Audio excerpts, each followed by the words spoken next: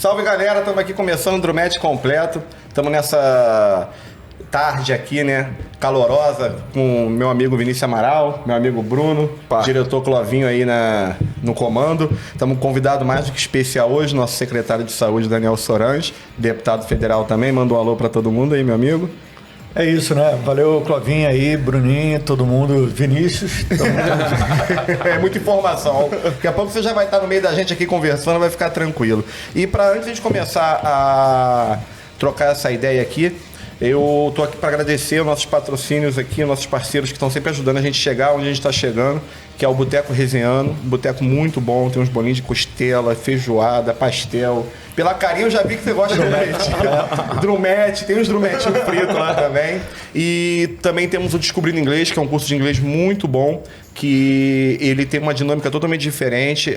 Pra gente que não tem tempo na correria, faz online, professor totalmente voltado pro seu dia a dia, pra sua vivência, tá entrando um QR Code na tela para vocês aí, tá? 10% de todas as mensalidades, descontão através do Drumete completo. E temos também um ateliê de Minas, queijo, geleia, linguiça temperada, é uma loucura, cara. Tem que comer, cara, muito bom, muito bom. Temos também a Superbet 88, né, que hoje está estampada no boné do nosso amigo Amaral ali. É um patrocinador nosso aí que está com um puta promoção, que é o Campeonato Libertadores. A gente vai sortear um ingresso para Libertadores, quem fizer até R$15 lá no Superbet 88 no site, né? E vai estar sendo sorteado com passagem, estadia e final na Copa. A gente está fazendo uma fezinha aí para... Vai ser aqui no Maracanã, né? Esse ano. Vai estar com o Drumete, vai estar com o Drumete. Espero que não vá o Flamengo pro final, né? Mas tudo bem. Os caras sempre tentam falar a mesma coisa. É porque eu sou o único Flamengo, né? Que os caras tentam dar uma... Qual é o teu time, Daniel? Óbvio, né? Então, de repente, você pode até ganhar esse ingresso da final lá. Hoje vai estar lá assistindo também, né? Se por acaso esse mal vier a acontecer, né? E o Flamengo se classificar. Pelo menos o Drumete vai estar lá junto. Temos também a GAN Academia, uma puta academia, cara, assim, uma das melhores. E trabalha totalmente no desenvolvimento do cliente ali, né? E é bem bacana. E é isso, acho que o Clovinho tá malhando lá na GAN. O Clovinho também, né? É o único da gente aqui. Eu e o Bruno estamos fazendo inglês, né? O inglês eu tô faltando o queijo do Emerson e linguiça eu já compro direto. Macarrão, toda hora eu tô lá comendo bolinho e vendo jogo. A gente meio que paga por... a gente recebe o patrocínio. Vocês patrocinam o patrocinador. E vai lá e gasta na cerveja. Aí, o único que tá honrando a academia é o diretor Clovinho ali, por enquanto. É isso. É quase a maçonaria nosso patrocínio, entendeu? Que um ajuda o outro. Economia solidária. Exatamente. Bom, pelo menos aí tem a academia que se salva, que tá salvando a saúde. Porque, pô, fritura, só coisa assim, né, mano? A academia pra Ele tava aqui com o secretário de saúde já falando de ouvir, ele fala assim, bolinho, fritura. Aí o cara assim, peraí, cara. Não, justo na semana que a gente proibiu o ultraprocessado. Eu vi isso, eu ia comentar isso contigo. É muito assunto, hein? A gente tá com a pauta extensa. Até molhei aqui a palavra pra falar. O secretário, chama até de secretário Só aqui no momento. Só não quero sair daqui ultraprocessado. Não. Não me façam falar merda. Pô, vou chamar o Daniel pro programa, cara. Tava as piadas boas, cara. Sair do ultraprocessado. Com medo de ficar ultraprocessado. Tipo um Daniel Gentili, uma coisa tipo assim. Ei, vamos lá. Tipo, pegar sei lá.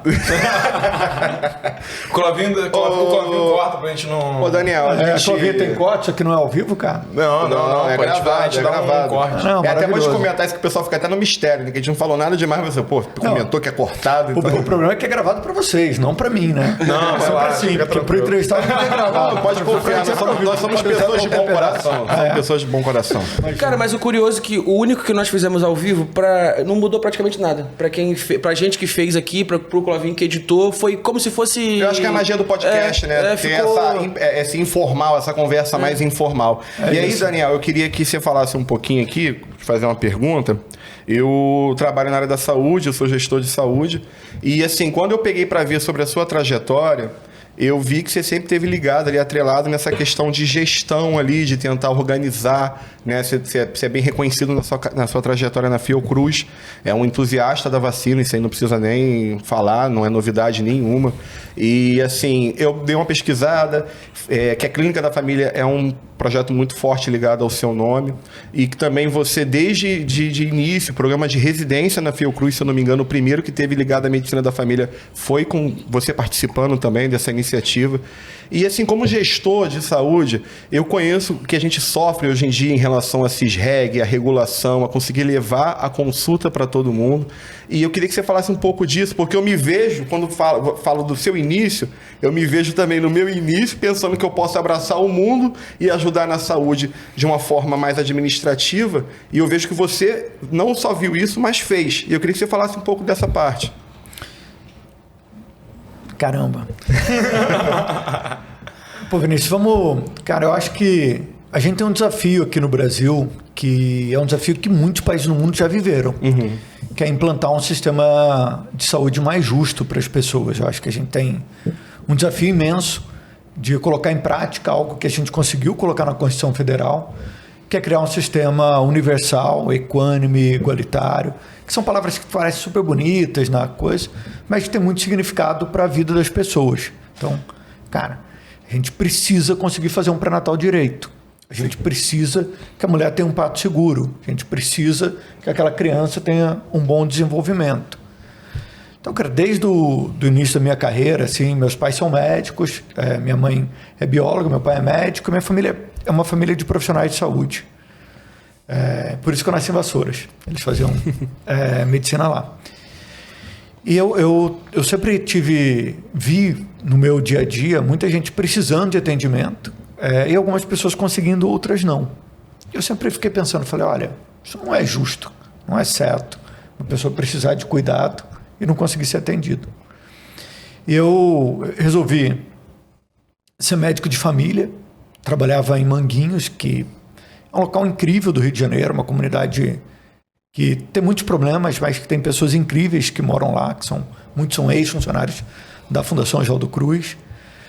E na minha equipe de saúde da família, eu sempre vi que era possível a gente conseguir fazer coisas que ninguém fazia. Então, cara, eu criei o primeiro blog na equipe de saúde da família. Cara, fui repreendido. A direção lá da Fiocruz falou, você não pode criar um blog sem passar pela comunicação. Eu falei, mas como assim? Eu preciso comunicar com os meus usuários. A gente criou, era a equipe que tinha mais produção científica. Eu fiz um trabalho, minha dissertação de mestrado era avaliar o planejamento familiar, porque muitas mulheres ficavam grávidas e não queriam ter filho. E no Rio de Janeiro, a gente tinha a maior fila de laqueadura das capitais. A gente tinha uma dificuldade de acesso imensa aos métodos anticoncepcionais. E isso me mobilizava muito. Então, eu sempre fiquei pensando como que eu podia melhorar a vida dos profissionais de saúde, a minha no caso, e como que eu podia melhorar a vida dos nossos usuários e tornar o nosso sistema mais justo. E foi assim sempre que foi acontecendo. Então, desde a equipe de saúde da família até quando a gente implantou, na primeira gestão do prefeito Eduardo Paes, 70% de cobertura de saúde da família aqui. E sempre tentei fazer isso com um olhar muito de evidência científica. Porque às vezes a gente fala, eu tenho uma super boa intenção em fazer isso, fazer aquilo, mas nem sempre a gente sabe o jeito certo de fazer. E as coisas, normalmente, têm estudo para serem feitas. A gente não escolhe aplicar bezetacil para sífilis da nossa cabeça. Sim. Não é assim? Se eu passar uma moxicilina para tratar sífilis, que às vezes tem gente que passa, não vai curar. Vai ficar mais caro e não vai curar. Então, tem uma série de pesquisas científicas que mostram que a penicilina benzatina ela é melhor para tratar sífilis. Nas políticas públicas, é igual. Então, quando a gente foi fazer as clínicas de família, lá na primeira gestão do prefeito Eduardo Paes, a gente olhou como que os principais países do mundo organizam o seu sistema. Se organizam com saúde da família. Então, como é que Londres faz? Como é que a Espanha faz? Como é que o Canadá faz? Então, eles organizam a partir do saúde da família. Então, sei que tem melhor resultado se eu vincular um profissional de saúde a um paciente. E se o paciente sabe o nome do seu profissional de saúde, a satisfação vai aumentar. Se o profissional sabe o nome do seu paciente, o desempenho clínico também melhora. Então, utilizando sempre estratégias baseadas em evidência para tomar decisão. Isso sempre foi motivo de muito sucesso. Então, a gente conseguiu sair de 3% para 70% de cobertura com muita técnica, que às vezes gente não percebe no dia a dia, às vezes a gente, na discussão política, você, gestor de saúde, sabe que às vezes a política supera a técnica, e isso não pode acontecer, tem que tomar... Isso é um dos maiores desafios hoje do Sistema Único, seria um desses, né? É isso, a gente precisa ter um equilíbrio. É claro que nunca se pode desconsiderar a política, nunca se pode desconsiderar, mas também tem que se preocupar em fazer a coisa tecnicamente correta, porque senão a chance disso dar certo diminui muito. E foi assim que a gente fez no aumento da cobertura de atenção primária, foi assim que a gente fez na crise da Covid-19. Eu voltei a ser secretário de saúde no meio do caos. Tu nem me fala como. Então foi horrível, foi os 2 piores anos da minha vida. Então a crise dos gestores de saúde é conseguir utilizar o seu conhecimento aprendido na academia, sendo aplicado na prática. E isso é difícil.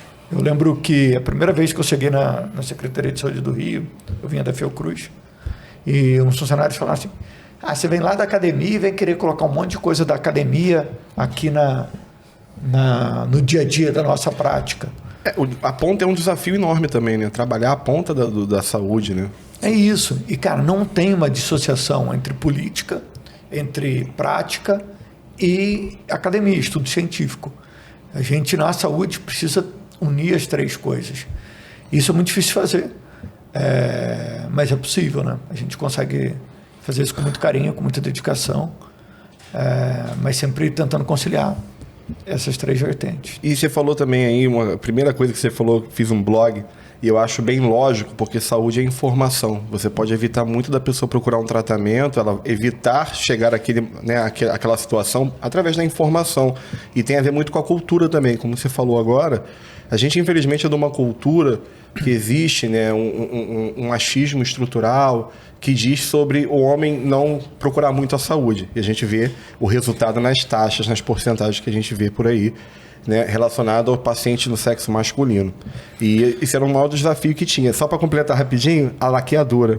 Por exemplo, eu sou vasectomizado, eu fiz vasectomia. Caraca, que maneiro, né? Aí, isso Você sabe que a gente já jogou fila de vasectomia aqui no Rio, né? Aí, ó. Eu ia entrar nesse detalhe mas é porque o cara já deixou 2 herdeiros das dívidas. Não, eu fiz lá em Petrópolis. Ele fez 2 herdeiros, tem o Pedrinho. Eu trabalhava lá em Petrópolis, lá no Alcides, deve conhecer o Alcides Carneiro, lá de Petrópolis. Claro que eu conheço, pô, famoso. Então, eu trabalhei lá bom tempo e meus filhos nasceram lá. E, pô, cara, isso aí é uma questão de saúde absurda. Que se você parar para te falar sobre aqui os benefícios da mulher não fazer a laqueadura e ter um planejamento familiar decente, não descontrolar hormônio através, não é nem meu lugar de fala isso, mas assim, é uma coisa que é simples. E é muito mais fácil o homem fazer a vasectomia do que a mulher. 40 minutos eu fiquei conversando, inclusive mandar um abraço aí pro meu uro lá, o doutor Danilo, a gente ficou batendo um papo, cara, assim, enquanto ele tava me operando ali, 40 minutinhos, cara, tranquilo. É engraçado, porque tem gente que fica, meu Deus, a gente que trabalha em hospital, a gente vê cada homem grandão, fortão, chorando, rapaz, pra fazer uma bobeirinha. Ô, Daniel, falando dessa questão da sua parte na academia e aí a sua vinda para ser secretário, né? Eu vou tratar novamente na questão da pandemia, porque assim, a gente sabe que passou um período muito complicado, de negacionismo, de enfrentamento à negação da ciência. Cara, como que foi ser secretário no Rio dentro dessa conjuntura de uma cidade que, né, passa por um processo complicado? Rio de Janeiro todo mundo sabe que é uma cidade complicada, de acesso, de informação. Tem nada complicado, o Rio de Janeiro é incrível, cara. Não, o Rio de Janeiro é a coisa mais. Não, é a melhor cidade do mundo. Rio de Janeiro continua lindo. Só que o Rio de Janeiro, pros cariocas, a gente sabe que é tipo. Tanto o acesso nas comunidades que tem de difícil acesso, a falta de informação e a questão do Rio de Janeiro ser a porta do Brasil. Complicado era ter no início da pandemia, eu estava lá na Fiocruz, ter Crivella na prefeitura, Witzel no governo do estado e Bolsonaro na presidência. Então, aí eu quero chegar. Dava os Vingadores, né, mano? Dava os Vingadores. 2020, a situação era extremamente caótica já no início. Quando veio a pandemia, então, aí que nosso sistema de saúde em 2020, os profissionais estavam com o salário atrasado. A gente tinha 400 equipes de saúde da família que foram demitidas a menos no sistema. Falta de insumos, de todos os insumos na rede hospitalar. Há 2 anos que não tinha manutenção predial. nas unidades hospitalares. Loucura. Então, quando começou a pandemia, aí a coisa degringolou de vez. E em 2021, não sei se vocês lembram, quando eu fui anunciado secretário, o prefeito Eduardo Paes estava no debate eleitoral com o Crivella me xingando de vagabundo. E o prefeito falou, não, tanto é um cara sério que vai ser meu secretário de saúde e a primeira pessoa que eu vou nomear depois que eu for eleito. No dia seguinte da eleição, você imagina o que aconteceu comigo. Já estava dando coletiva, explicando o planejamento para a secretaria. No dia, entre o Natal e o Ano Novo, um pouco antes do Natal, o Crivella é preso. A secretaria fica sem comando. Eu vou passar o Natal no hospital de campanha, lá no Rio Centro, porque senão os médicos não iam trabalhar. A situação do hospital de campanha era muito crítica. Então já passo meu Natal, passo a minha ceia. A virada foi... Lá no hospital de campanha, depois passo o Réveillon de novo. E a gente já começa a transição muito intensa. No dia 6 de janeiro, a gente já fecha o hospital de campanha, leva tudo para o Ronaldo Gazola, graças a Deus, que foi o hospital de referência para a Covid. E hoje é o Supercentro Carioca de Cirurgia. Mas foi muito difícil, porque o governo do estado, todo mundo tinha sido preso, aquela situação horrorosa que aconteceu. O impeachment de um governador. E no governo federal, uma guerra sem sentido ideológica contra um monte de coisas que não fazia sentido. Qual foi a principal coisa que eu fiz na pandemia? Foi não polarizar politicamente e trabalhar com as evidências científicas. Eu nunca entrei na polêmica de esquerda, direita, essas brigas de narrativa que são, tipo, uma loucura, né? Loucura. Assim, então, fez certo. o que tinha que abrir as escolas? Tinha uma parte da esquerda gritando, não vai abrir escolas, não sei o quê, Pedro II foi a última escola a abrir. E eu já tinha evidências científicas suficientes, falando, olha, precisa abrir a escola. O prefeito falou, tem evidência científica, vai abrir? É para abrir. Não tem, olha o que os outros países estão fazendo. A mesma coisa para vacina, eu tinha evidência científica mostrando que precisava fazer uma dose de reforço. A gente fez o Paquetá Vacinata, né? O Paquetá Vacinado que foi... Acho que foi o primeiro, né? Eu lembro de... Foi na ilha a pesquisa de Paquetá. Foi a pesquisa que você fez, não? Exato. E aí a gente sabia que precisava, que a vacina protegia, mas 2 doses davam uma proteção que caíam em 3, 4 meses. Então a gente lançou a 3ª dose. Foi a primeira cidade do país a falar isso. Fomos super criticados pelo Ministério, sem nenhuma polarização, porque a gente sabia que tinha que fazer. A gente sabia cientificamente o que tinha que ser feito, porque ou a gente utilizava as experiências anteriores, ou a gente olhava os estudos científicos que estavam sendo publicados nos outros locais, ou a gente produzia os nossos próprios estudos, como a gente fez no Paquetá Vacinada, como a gente fez inquéritos sorológicos. Então, foi um período muito difícil, não só por uma pandemia em si, não só por essas questões de governo, mas também porque é um período que dá uma tristeza profunda. Você vê pessoas da sua família, funcionários que trabalham com você, ficando doente ou até morrendo. Eu não sei se você tinha essa sensação, Daniel, de sair de casa como se estivesse indo para um fronte de batalha. Porque eu chegava no hospital e falava, cadê fulano? Tá internado, entubou. Passa uma semana, cadê fulano? Pô, vamos no enterro do fulano, que faleceu e tal. Então, assim, eu até fico... É até um pouco emocionante falar disso, que eu perdi amigos meus de trabalho, além de familiares. E eu saía para trabalhar, eu na época tinha bebê recém-nascido. Minha filha nasceu no meio da pandemia. E eu saía para trabalhar me sentindo um soldado arrumado para enfrentar um inimigo invisível que estava levando meus amigos do pelotão embora. Basicamente, era essa a sensação que eu tinha. Em 2020, né, o Crivella não queria nem ver a Fiocruz perto daqui da prefeitura. Imagino. E eu fui trabalhar em Campo Grande, Mato Grosso do Sul. Fui para Campo Grande, Mato Grosso do Sul, pela Fiocruz. A gente montou um primeiro polo lá, montamos um em Mesquita e outro em Teresópolis, lá no Pedrão. Mas a gente montou um polo em Campo Grande imenso. E eu fiquei hospedado num hotel lá, né? E as pessoas me viam com aquela símbolo da Fiocruz, com coisas falavam, esse cara veio lá do Rio de Janeiro, vai trazer Covid aqui. O pessoal passava meu café da manhã no hotel, assim, numa sacolinha, assim, largava na porta, quase saía correndo. As pessoas me viam andando na rua, assim, atravessavam pro outro lado da rua, falavam, esse médico aqui, velho, cheio de Covid. Isso, foi um período difícil. O secretário, deputado também, né? Vou chamar de deputado porque a minha pergunta agora vai nessa linha. A gente acompanhou e acabou que a conversa já foi andando para esse lado e boa parte o senhor já até relatou aqui, mas é no sentido da informação, né? A gente acostumou a acordar de manhã e te ver no Bom Dia Rio ali, passando a informação. E nós aqui especificamente somos pessoas muito envolvidas, né? Com política, com informação, com jornalismo. Mas aquela pessoa que ela tá 10, 12, 14 horas trabalhando por dia, tantas horas dentro do transporte público. Essa pessoa, quando o prefeito dela fala uma coisa para ela, o governador fala outra, o presidente fala outra, aí o deputado fala outra. E aí a gente presenciou, eu queria chegar nesse momento, onde o Supremo Tribunal Federal, ele precisou meio que traçar uma linha aqui. Peraí, daqui para lá é governo federal, sim, mas dali para cá são estados e municípios. E eu perguntei algo parecido para um outro deputado federal que a gente entrevistou também, que o Supremo, por muitas vezes, ele é demonizado porque ele legisla, né? E, pela teoria, não seria correto, né? Isso deveria ser um papel do Congresso. Mas eu me pego pensando também quantas vezes o Supremo salvou a nossa vida por ter entrado nessa coisa. Então, hoje, eu perguntei isso para um outro deputado federal num outro assunto, vou perguntar isso para o senhor agora. A gente sabe que o senhor está hoje na Secretaria de Saúde, mas em algum momento o senhor pode voltar a assumir o mandato, participar de alguma votação.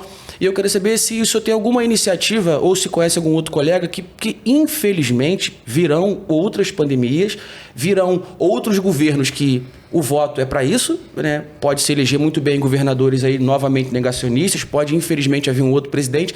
E eu queria saber se tem alguma iniciativa legislativa para que a gente não fique na mão do Supremo Tribunal Federal precisar salvar a gente mais uma vez, né? Amaral, essa coisa do Supremo, às vezes também gera uma... As pessoas vão elucubrando, vão falando, pô, o Supremo legisla, tem isso. Cara, a gente já tinha uma lei no Sistema Único de Saúde que já define bem as suas atribuições. Não precisava o Supremo reafirmar o que já existe. Infelizmente, precisou. Precisou, né? Mas o que o Supremo fez na pandemia? Foi reafirmar o que já existe. A gente já tem responsabilidades compartilhadas entre o governo federal, estadual e municipal. Já tem, isso já sempre existiu. Então, infelizmente, o Supremo precisou reforçar uma regra que já existia. Eu acho que a gente tem que muito aprender com essa pandemia. Eu não sei se a gente precisa de mais leis para reafirmar o que a gente precisa fazer, mas tem coisas que a gente desaprendeu. Então, eu lembro na epidemia de H1N1, você lembra? Você tem quantos anos? 36. Acabei de fazer ontem. Você que é o mais novo. Quase que eu falo 35.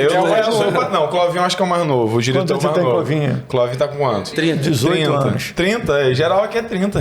Que é 30, 31 pra cima. Então, cara, na pandemia de...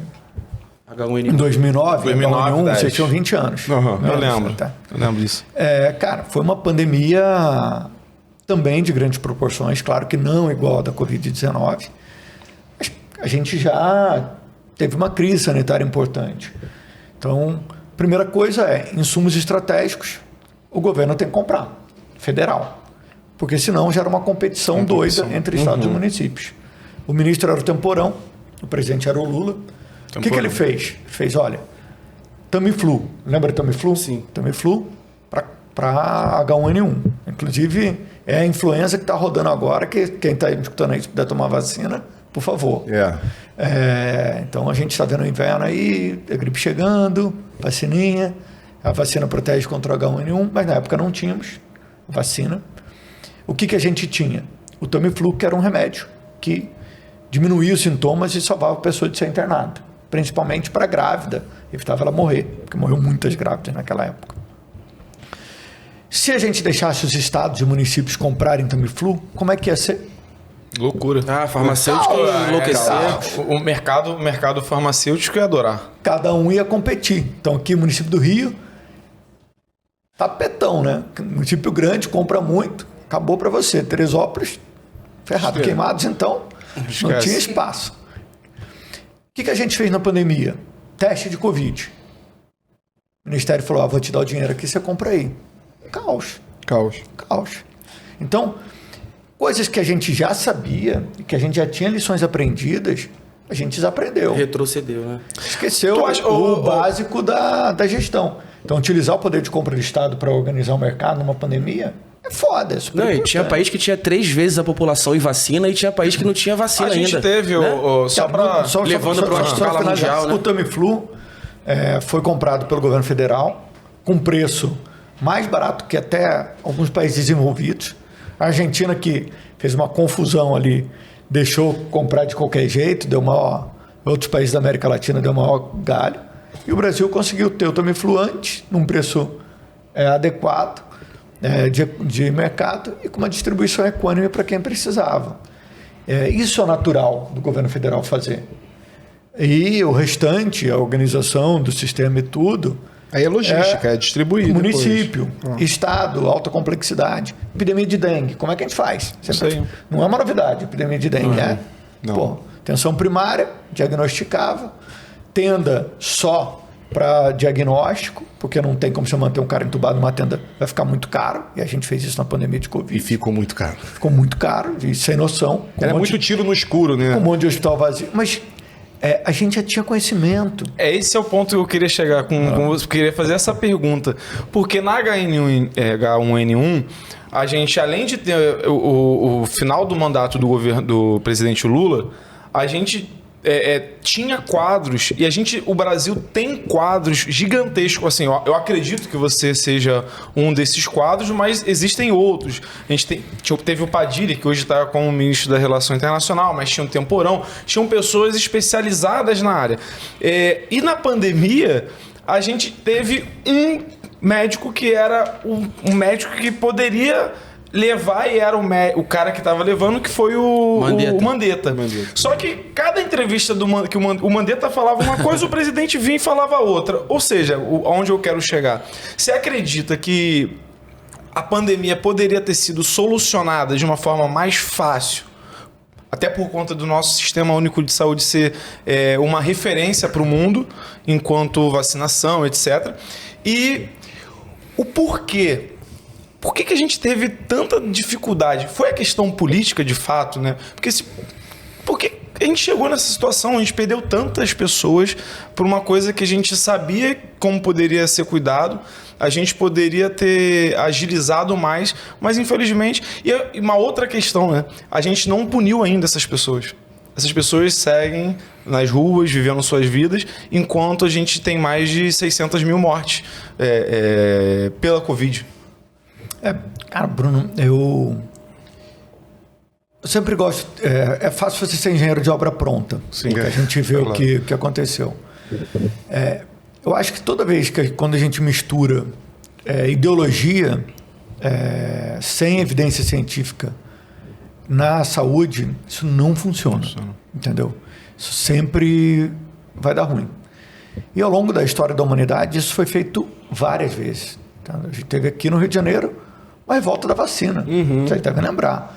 A gente inaugurou um prédio lá de 1905, que é onde é o Super Centro Carioca de Vacinação, como todo mundo a conhecer, ali em Botafogo. Imagina que as pessoas pegaram em armas para se defender, para não ser vacinada. Isso é uma loucura. E hoje a gente vê varíola erradicada, né? Nunca se imaginava na época erradicar varíola. Entendeu? A gente vê febre amarela praticamente erradicada. Então, a gente vê sarampo, rubéola. Então, a história da humanidade ela vem se repetindo. Assim, e, infelizmente, pessoas em posição de comando não seguiram o básico, que são as experiências anteriores, evidências científicas. E, sem dúvida nenhuma, isso prejudicou muita gente. Como vai ser feito esse julgamento? Eu acho que isso, assim, é uma função do Supremo. Poderia até ser do Legislativo, se a gente tivesse uma CPI sobre esse assunto. Espero que aquele parecer lá da Covid... Eu até fiquei na dúvida mesmo, como deputado federal, se a gente devia fazer uma CPI da Covid-19. Mas eu acredito no nosso judiciário, acho que a gente tem um judiciário que de fato é capaz de julgar isso. E essas ações estão correndo nos tribunais estaduais e também no Supremo tem ações sobre isso e eu não sei se isso vai ficar impune. Eu espero que não. Eu acho que as vidas que se perderam, a gente que perdeu o amigo, precisa, sei lá, de uma resposta. Né?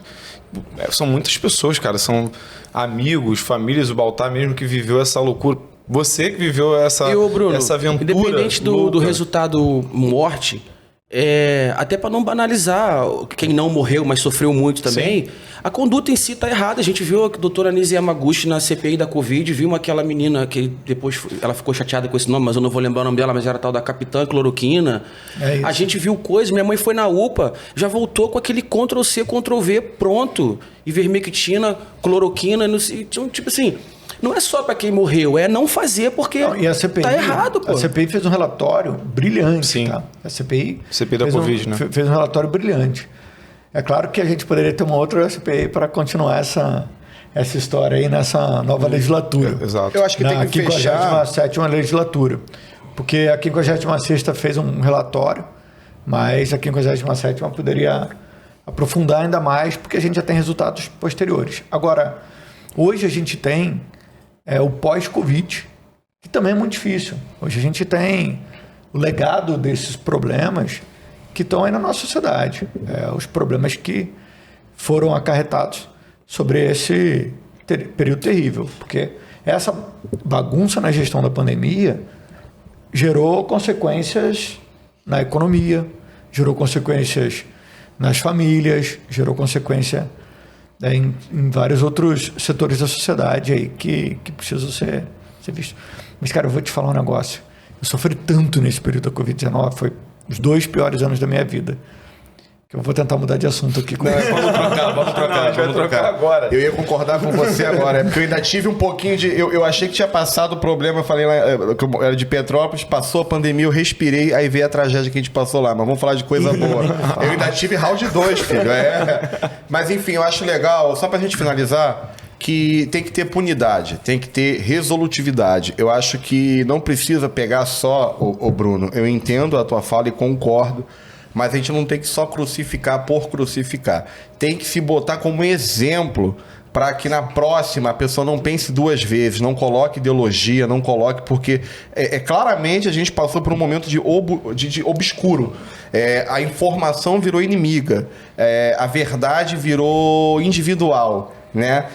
Você trabalhando, bobear... Eu posso estar até cometendo uma gafe, mas você pode ter algum conhecido teu, algum amigo teu que discutiu com você uma inverdade que você, tô te falando, cara, eu sou médico, o cara tava ali, ó, recebeu, não sei se tu conhece o Rafael Rangel, é um dos maiores biomédicos do Brasil, ele trabalhou na pandemia e ele fala sobre muito isso, que o cara faz faculdade, faz mestrado e tem que ficar batendo boca com quem só gravou um vídeo no YouTube, né?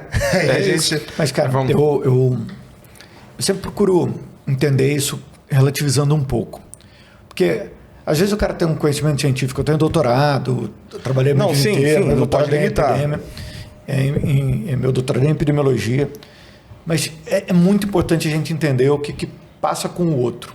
E, geralmente, cara, quando você vê um cara que não tem formação nisso, é natural a gente desconfiar das coisas. Cara, imagina alguém que nunca viu um telefone celular.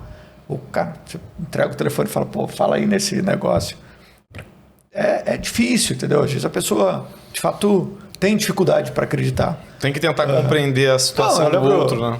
Eu lembro quando eu era criança, tinha uma pessoa que foi visitar minha família em casa. E a minha irmã apertou o controle remoto do portão eletrônico. Uhum. E aí ela... Estava mentindo para visitante, para convidada, que aquilo era com a voz dela que funcionava. Hoje, cara, seria normal. Normal, Alex abre o portão. Entendeu? Então a gente tem que compreender que o negacionismo ele faz parte da formação, da ideologia. E tem uma coisa que é terrível, né? Que as redes sociais foram colocando as pessoas num mundo separado, né? Uhum. Então a pessoa só recebe aquela informação, só aquela informação. E ela começa a acreditar naquilo. Então, cara, eu conheci pessoas incríveis na pandemia que eu demorei muito para conseguir fazer ela se vacinar. É uma coisa básica, assim, que é óbvia, mas porque ela recebia só informação negativa. Então você recebe um monte de mensagens falando: pô, essa vacina é o governo que quer acabar com você, que quer te matar. Vai botar um chip. Vai botar um chip, ou vai virar um jacaré. Minha avó deu a melhor resposta. Quando o cara chegou pra ela, eu não vou tomar. Minha avó tava na fila pra se vacinar, minha avó, 60 anos já. Aí o cara, eu não vou me vacinar nada não. Minha avó, deixa de ser besta, olha teu braço aí se não tem marca de vacina. E quando tu nasceu, tu nem sabia. É isso, né? Educando dessa forma. Mas mudando desse assunto, ô Daniel, tua trajetória, você já é doutor já na sua área, você é secretário. E eu acredito que a tua trajetória até mais ou menos antes da última eleição, eu acho que não se cruzava muito com o caminho do rumo eleitoral, da disputa eleitoral.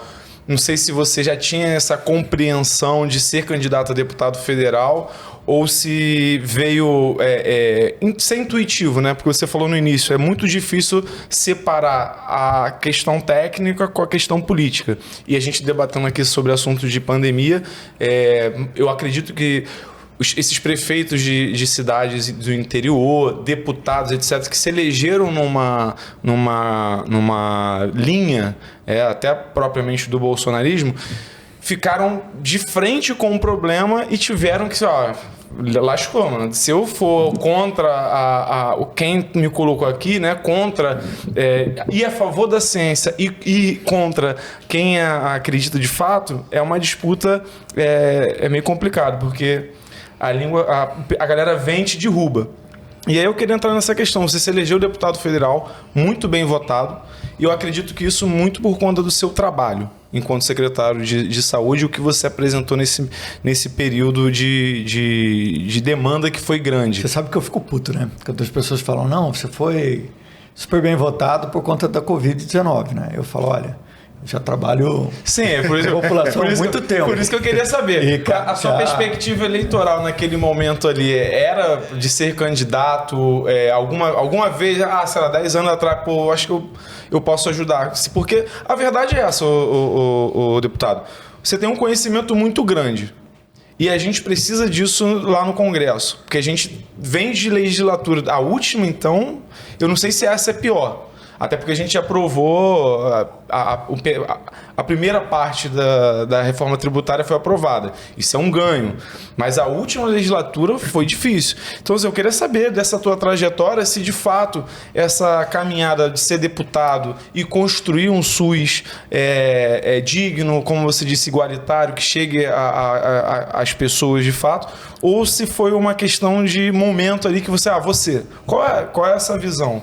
Do campo político, campo técnico, e você, deputado tão bem votado? Amaral, você sabe que é um desafio, né? O cara ser candidato. Não sei se vocês já foram candidato a alguma coisa, mas é um desafio. Você precisa superar um monte de barreiras pessoais suas, porque você é uma guinada na sua carreira, você está mudando. É convencimento, o desenho. Mas eu sempre trabalhei para 3 coisas, né? Primeiro, eu quero construir um sistema de saúde melhor no país. Isso... Eu me formei para isso, é onde que eu me dedico e é o que me realiza. Então, eu quero fazer um sistema de saúde melhor. Para fazer um sistema de saúde melhor, eu preciso de mais dinheiro. Então, eu preciso disputar orçamento para o SUS. Eu faço isso bem como secretário. Eu quero fazer um sistema de saúde e ele precisa ser eficiente. Então, eu preciso trabalhar para que ele seja eficiente na gestão, mas também ter leis para que torne ele evidente. E o outro desafio para mim, aqui no Rio, eu preciso organizar essa rede federal e influenciar na organização da rede federal. E aí eu vi uma grande janela de oportunidade de conseguir avançar nessas 3 coisas. Porque o deputado federal, ele que aprova o orçamento da saúde, o orçamento do país, e ele tem uma capacidade alta de disputar o orçamento. O Brasil é o país que menos investe em saúde pública da América Latina. A gente gasta 3,8% do nosso orçamento federal com isso saúde. É um absurdo. Você pega qualquer outro país, gasta mais de que 10%. A média mundial é 11%. Então, cara, uma vergonha. Vai ver a porcentagem da dívida. A distribuição da nossa pizza orçamentária. Ela não faz o menor sentido. A gente gasta mais com pensão de aposentados do Exército do que gasta com atenção primária no Brasil. A gente tem pessoas que ganham muito acima do teto e que ocupam uma parcela do orçamento concentrando renda em vez de fazer a função do Estado, que é distribuir renda. Então, a possibilidade de ser deputado federal, cara, me enche muitos olhos, porque é a possibilidade de eu disputar recurso para o Sistema Único de Saúde, para a Prefeitura do Rio, para a nossa sociedade. Então, faz muito sentido ser deputado federal em quem defende o Sistema Único de Saúde. Outro ponto que é importante para mim eu fui secretário de saúde, subsecretário durante 10 anos. É uma loucura o que a gente precisa fazer para conseguir executar as coisas. A gente tem uma legislação sem brincadeira, que é muito burocrática. Para chegar a verba, vai para lá, vai para cá. Teoricamente, ela impede corrupção, mas se você olhar, muita coisa, muito delito foi cometido com a lei de licitações. Então, não faz sentido a gente manter o nosso sistema de gestão atrelado a uma legislação muito antiga que não corresponde ao mundo. Então, por exemplo, eu tenho um projeto de lei que para mim é super importante, que é um projeto de lei que fala da compra por marketplace de insumos padronizados. Então hoje, como é que os municípios compram dipirona? Você tem quase 5.000 licitações por ano de dipirona no Brasil. Cara, mas tem poucos produtores, são 12 principais produtores de dipirona no país. Qual o sentido que faz eu fazer uma carga burocrática doida dessa e cada municípiozinho comprar a sua? Nenhuma. Então, como é que o Chile, Canadá, Estados Unidos, Dinamarca, como é que eles compram? Cara, tem um sistema na internet. As empresas vão lá, se credenciam. Pregão eletrônico. Os ordenadores de despesa aqui no Brasil, estados, municípios, vão lá, dão o seu lance, colocam o seu valor. Então, eu criei um projeto de lei para que a gente possa simplificar a nossa compra. Isso dá uma economia, por alguns cálculos que a gente fez, de 6,2 bilhões de reais no orçamento da saúde, só com medicamento. Não, isso descomplica demais a licitação. Não faz sentido. O cara está lá dando o preço dele. Você vai lá, empenha e recebe, pronto. Simples. Você não tem nenhuma relação com o cara, você não tem nenhum tipo de atravessador no caminho. O preço está ali, o cara tem que te entregar em 30 dias, você tem que pagar em 30 dias. Então, um novo marco legal que eu estou propondo num projeto de lei que vai gerar economia e vai te complexificar. Hoje é uma dureza você manter a sua farmácia abastecida. Porque tem cartel, os pregões, tem isso, briga, e tem detalhe, você tem 12 produtores, mas vai ver quantos distribuidores você tem. São empresas que se criam, que dá volta no hospital, e aí entra ali, é golpe. É muito complicado. E, infelizmente... O cara tem 3, 4 empresas. Isso. O cara vende dipirona e vende hipoclorito também pra higiene, entendeu? O cara já vende tudo pro hospital. Compra só comigo que eu vendo tudo. Então, tipo, isso é porque abre demais. A forma que você está falando é melhor e evita esse tipo de corrupção, esse tipo de problema, porque não se abre tanto. E é simples, linka, né, com a questão da pandemia que então, falou, assim, é simples.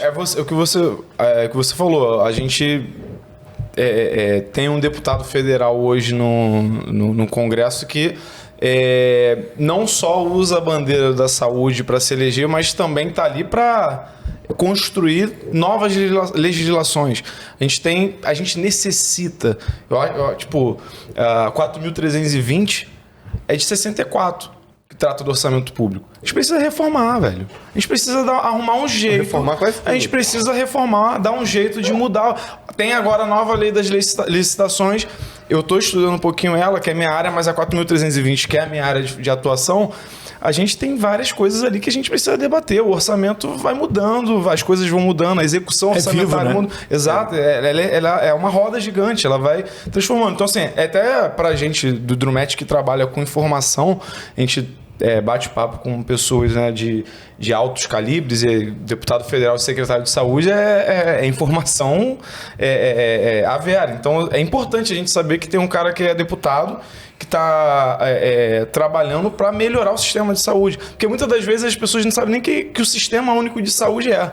Inclusive, a gente teve tem, né, um deputado eleito que foi ministro que não sabia. Ele mesmo falou na entrevista: eu não sei o que é o saúde, nem fazia ideia que era o Sistema Único de Saúde Pública.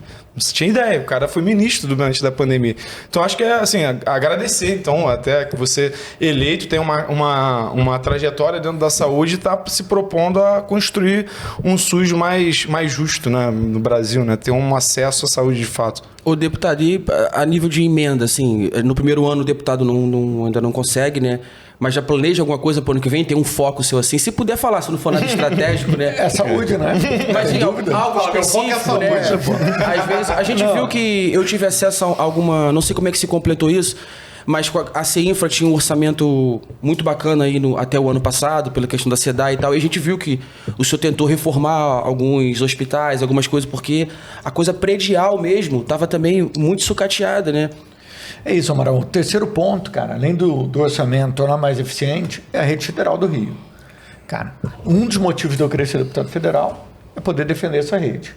A gente tem uma situação do câncer na cidade do Rio de Janeiro, no estado, que é uma vergonha. Sim. Assim, hoje o número de vagas para tratamento de câncer só diminui no nosso estado. Então, inclusive lá na Central de Regulação da Serra, a gente, antes de eu sair lá de cima, a gente abriu vagas para o Rio, no tratamento oncológico. A Serra começou a agregar vagas do Rio, porque a Central de Regulação aqui do Rio não estava dando demanda para o tratamento. A gente tem o Hospital de Câncer de Friburgo, que é uma promessa que não sai do papel. A gente tem o INCA, que demoliram o prédio de IASEG na Praça da Cruz Vermelha, jogaram aquele prédio no chão. Eu fui plantonista daquele CTI, que era um prédio incrível, um CTI incrível. Jogaram o prédio no chão.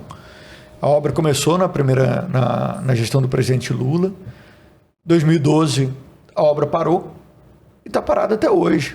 Gastou 70 milhões ali, está parada até hoje. Então a gente tinha uma promessa de ter um Instituto Nacional de Câncer que nunca saiu do papel. Felizmente agora a nossa ministra Anísia vai colocar esse projeto para frente novamente. Mas é uma loucura. Quantos anos você vê aí? 2012 para cá são mais de 10 anos. Não faz sentido a gente ter um estado com mais de 10 anos. E na maioria dos estados da federação, isso avançou, porque isso é uma responsabilidade estadual. Então, outra coisa é os nossos hospitais de alta complexidade cirúrgica.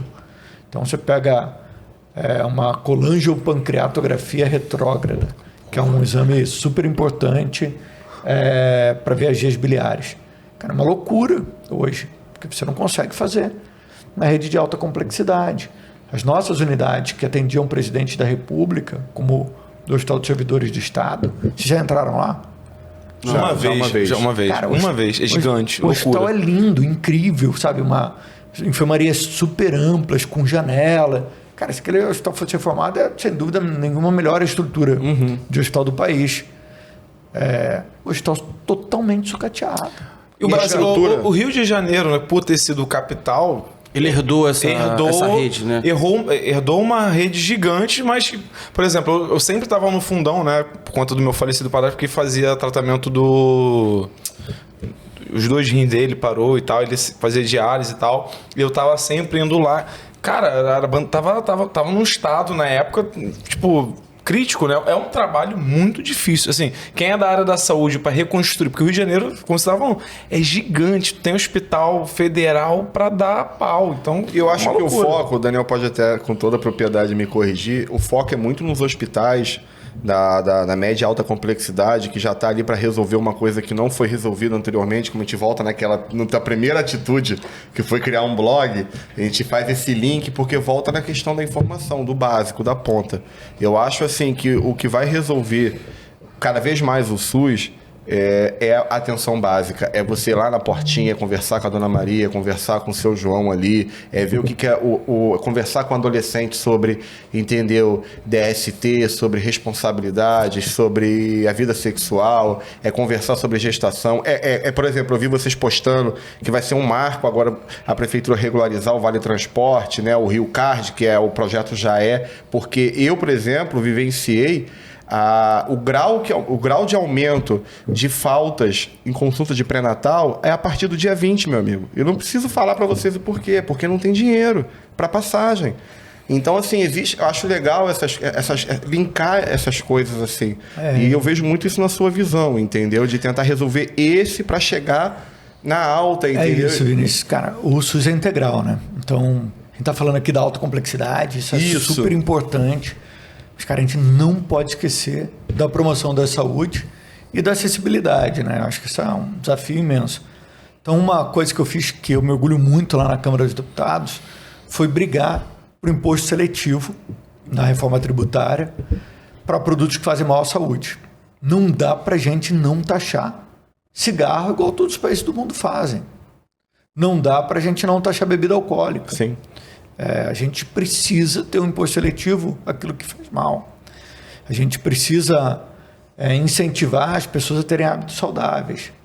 Cara, a gente, no estado do Rio, a gente já teve políticas públicas que fizeram muita diferença na vida das pessoas. Pega a lei seca, por exemplo. As pessoas esquecem que a lei seca salva muitas vidas. Muito importante para o sistema de saúde. O número de acidentes de trânsito diminuiu muito depois da implantação da lei seca. E hoje ela está morrendo. Até queria pedir um apoio aí para o governo do estado, não deixar a lei seca morrer, reforçar aí as operações, porque isso faz muita diferença nas unidades de urgência e emergência. Outro ponto muito importante que, cara, num podcast como esse, na década de 70, falar em proibição de cigarro em restaurante... Tá doido. Isso que eu ia falar disso agora. Isso é mó louco. Você fumava até na televisão, né? Dando entrevista. O Senna, a gente via a corrida Marlboro lá. Eu vi um documentário do Chico Buarque dando entrevista, fumando, assim, debaixo do palco. 5 minutos pra ir cantar, viu, assim, ele fumando. Resume, assim, maestramente, é o filme Obrigado por Fumar. Quem não viu, veja. Que fala exatamente muito sobre isso, e é bacana. O Daniel, secretário e deputado, é um homem, assim, na saúde de muitas facetas. A gente gostou muito aqui da conversa. Eu falei para você que ia passar rápido. A gente, infelizmente, está chegando no final do programa. Eu queria que você deixasse mais um recado aí. Você já deixou o apelo da lei seca, falou algumas coisas, mas deixa mais um recado, mais uma informação para a galera que você acha interessante. E te agradecer já primeiramente, depois que você deixar o recado, deixar os amigos aí, dar um abraço também. Muito obrigado, tá? Valeu. Não, na verdade, eu queria dizer que, cara, é uma honra estar no podcast aqui com vocês. Vai voltar, tá? Que... A caneca é ingresso. A caneca é ingresso. A caneca é ingresso, é maravilhoso. O churrasco que rolar vai ter drumete assado e você leva a caneca. É isso aí.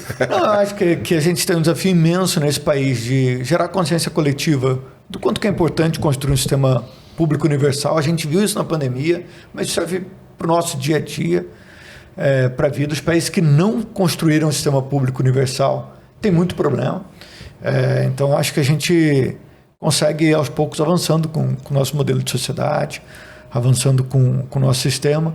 Eu sempre procuro olhar para o copo meio cheio, mas sei que tem um copo meio vazio ainda de muitas coisas para fazer, e é um sistema que ainda tem muitos desafios. A gente está falando do sistema mais subfinanciado do mundo, a gente está falando do sistema que mais atende do mundo, e do sistema de maior cobertura.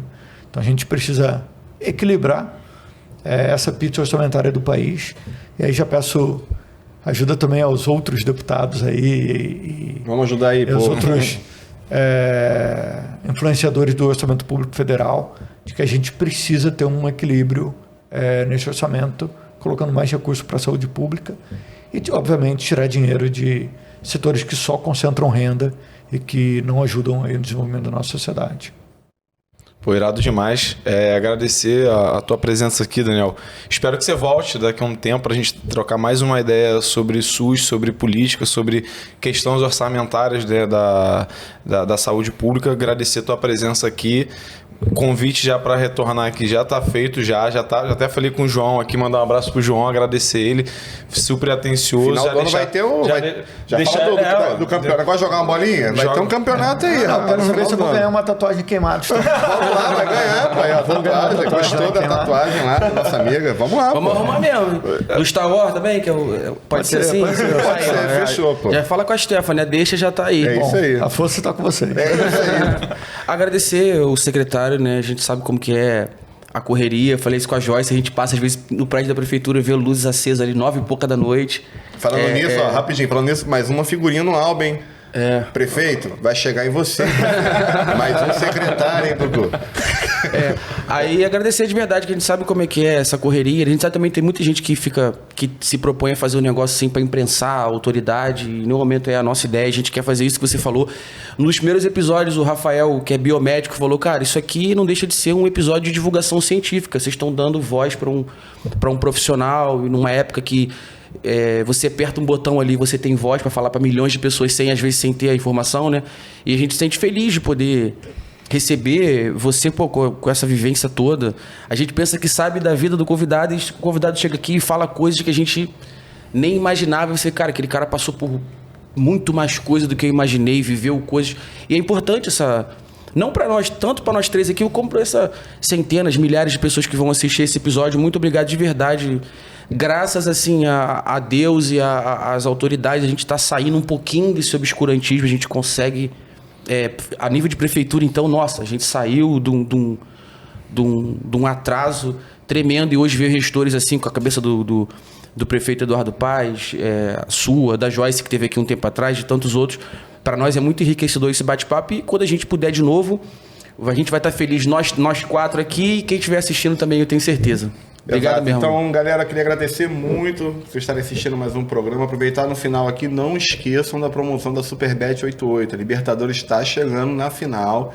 Vai perder o teu ingresso. Tá molezinha demais. Tá muito moleza. Eu só não fiz porque eu sou vascaíno e não preciso falar mais nada, infelizmente, no momento. Mas deixar aquele recado que eu sempre dei. O Amaral até falou, acho que foi no último programa, ele falou, responsabilidade orçamentária. Não, você esqueceu de uma coisa. Você esqueceu de uma coisa. Seguidor. Sigam a gente na rede. Deixa o like Valeu. aí, E segue obrigado. a gente aí, escreve aí. Obrigado, Daniel. Tamo junto aí. Um abraço, gente.